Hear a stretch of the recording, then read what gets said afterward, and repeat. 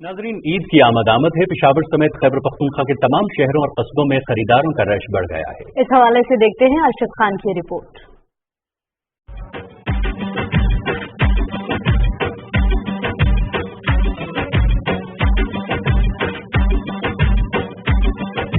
ईद उल फितर की आमद के पेश नजर शहर के मुख्तलिफ बाजारों की रौनकें देखने से ताल्लुक रखती है। चेहरों पर खुशियां सजाए नन्हे बच्चे भी वालिदैन के साथ बाजारों में नजर आ रहे हैं। खवातीन की बड़ी तादाद मेहंदी, कपड़े, ज्वेलरी, चूड़ियों और जूतों की खरीदारी के लिए बाजार पहुंची है। मैं स्पेशली दुकानदारों को ये कहूंगी कि गुजारा करें, क्योंकि बहुत से ऐसे लोग हैं जो बेचारे शॉपिंग नहीं कर सकते हैं। मैंने तो खुद सूट भी सिलवाए हैं और बास्केट भी सिलवाए हैं। जूजू ईद करीब आ रही है। पेशावर के बाजार, मार्केटों और शॉपिंग सेंटर में रश बढ़ रहा है। कोई अकेला तो कोई फैमिली के हमरा खरीदारी में मसरूफ है। पेशावर के सदर बाजार में दुकानों पर मौसम की मुनासिबत से डिजाइनर ने शिफॉन, कॉटन और लान के मलबूसात को एम्ब्रॉयडरी से सजाया है। चूड़ियाँ इस टीमों में जो है ना रमजान में ज्यादा बिकती है।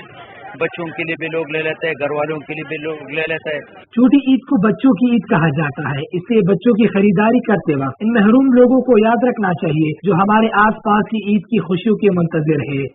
ईद पर खुद अच्छा लिबास और अच्छे जूते पहनने के साथ साथ गरीब तबके को भी नजरअंदाज नहीं करना चाहिए, जिससे यकीनन ईद की खुशियाँ दुबाला होंगी।